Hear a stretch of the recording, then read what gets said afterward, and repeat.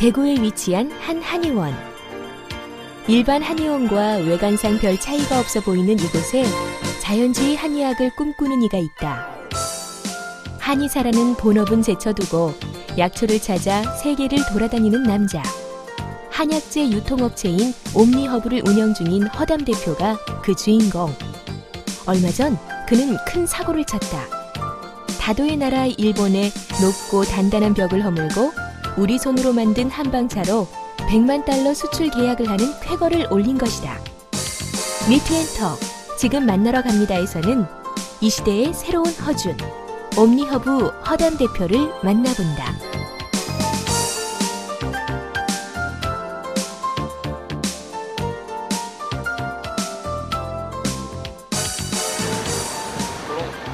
대구광역시 수성구에 위치한 한 한의원. 다른 한의원과는 달리 입구에는 다양한 차를 마실 수 있는 공간이 마련되어 있다. 이곳은 한의사 겸 한약재 유통 사업을 하고 있는 허담 대표가 직접 운영하는 한의원이다.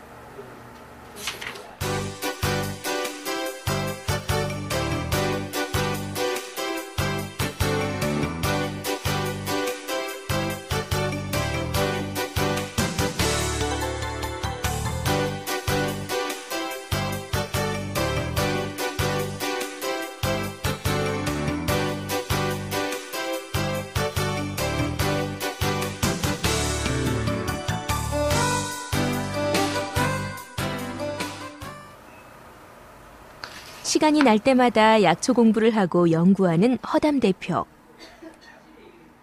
한의사로서 또 한약재 회사의 대표로서 그는 청정자연에서 자란 약초가 건강의 기본이라고 말한다. 한약재를 가공하는 회사라면 누구나 다 이제 최고 품질을 이제 만들기 위해서 지금 다 노력하고 있습니다. 누구나가 다.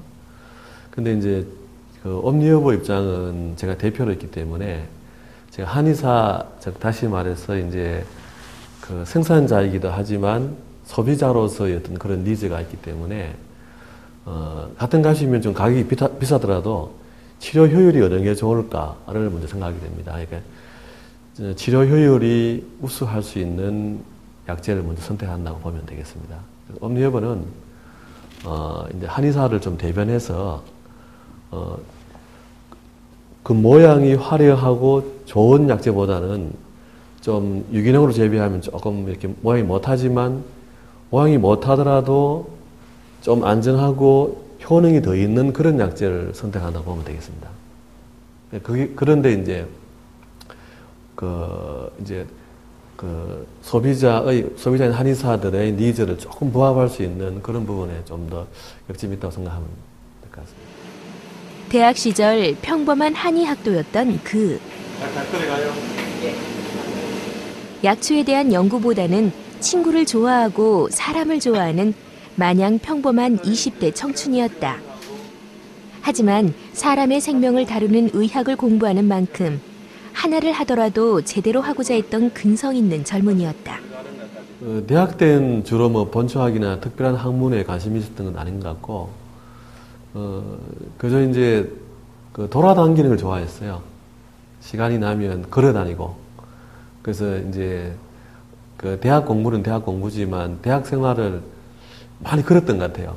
거기 뭐 좀 무식하게 걷다면 뭐 도시와 도시를 연결하는 길을 무작정 걸었다든가 그렇게 걸었던 기억이 지금 많이 납니다. 대학 때 다니는 거.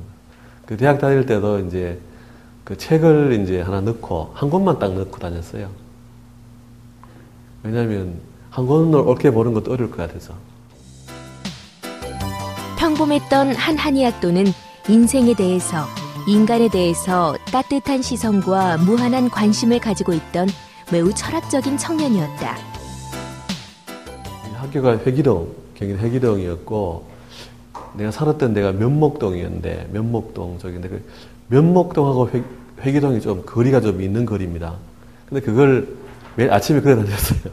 아침에 걸어서 다니고 그랬었는데 걸어 다니는 일상 속에서 뭐 이제 좀 느리게 걷다 보니까 이제 거기서 만나는 여러 가지 사람들 이제 이야기를 하게 됐는데,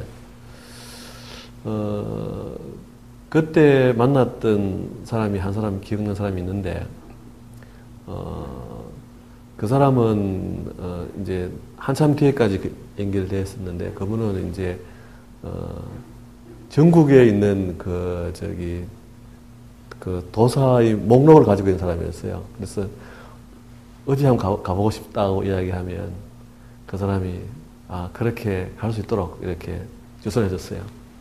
그래서 그 사람 내보다 연배가 상당히 높으신 분이었지만 되게 좋아했던 것 같아요.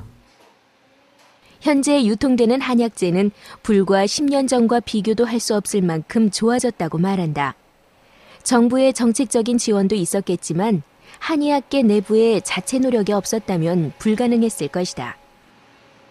그 가운데 선구자적인 역할을 한 것이 지금의 한약재 유통회사이고 그 중심엔 허담 대표가 있었다.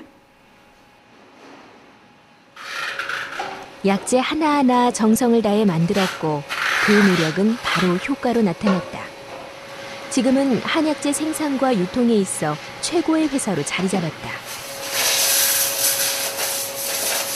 본초학은 사실 이제 졸업을 하고 나서 이제 개원을 하고 있었는데 개원 2, 3년 차가 되다 보니까 좀 회의가 많이 일었어요. 왜냐하면 내가 하고 있는 진료 방식이라든가 환자를 대해서 약을 처방했을 때 그 처방의 강도라든가 이런 것들이 이제 과연 이 환자가 나았다고도 하고 안 나았다고도 하는데 과연 그 이유가 명확하게 뭔지에 대한 개념들이 잘 없었어요. 그래서 이건 내가 마치 진료를 소가 뒷걸음치다가 쥐를 잡는 격이 아닌가 하는 그런 회의가 들었어요.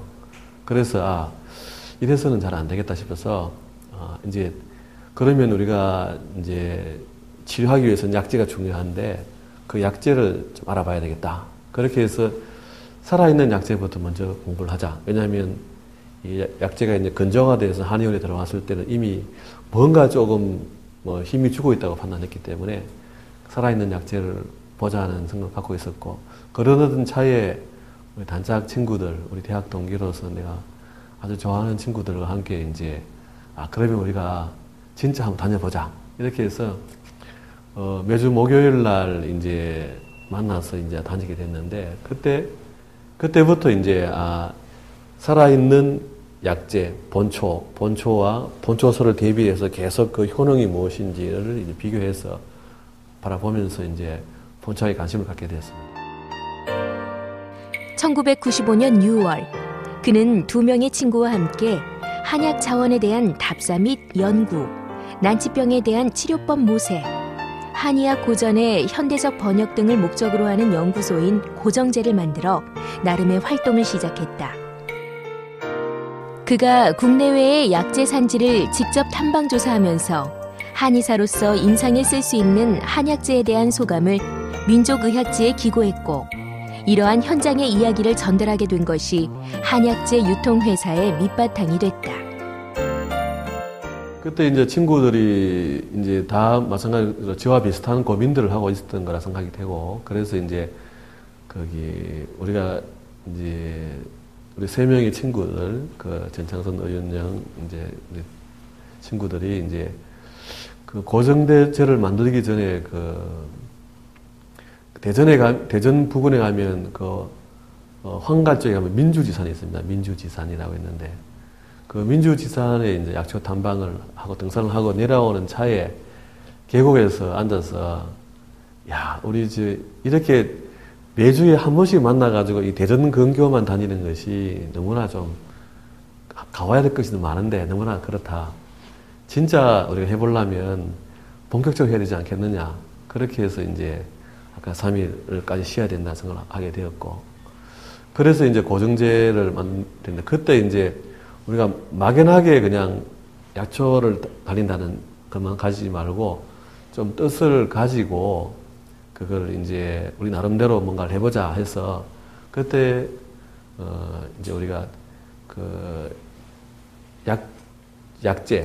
약재에 대한 어떤 그런 올바른 한약재를 만들고 기원 한약재를 하는 부분들을 이제 우리가 하는 것도 아주 중점적인 사업으로 생각을 했었지만, 그 다음에 이제 그 고전, 우리 한의학 고전을 또 번역하고, 그리고 이제 그런 과정 중에서 한의학으로 난치병을 해결할 수 있는 방안을 한번 연구해보자.